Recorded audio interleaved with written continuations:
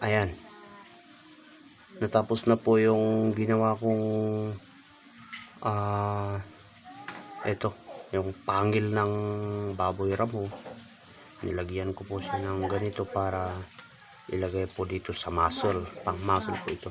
At ang nilagay ko po dito, cordon, para kung halimbawa maliit ang muscle mo, ay pwede mong hilahin dito para umadjust. Ayan, lumiit po siya.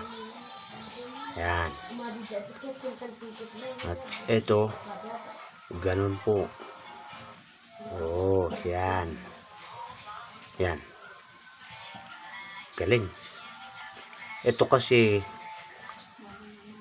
yan. Ito ang ano niya, pares niya. Kailangan ko pang humanap ng ganitong balahibo ng manok. Yung tandang na manok. Ito. Ilalagyan dito para magiging kagaya rin yan. Magkaganon pa. Yan. Oh. Ganda, no? Ganda.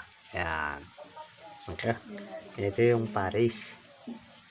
Ilalagay po ito sa ulo. Dito naman ilalagay dito sa muscle. Yung muscle ba? Yan. Okay, thank you.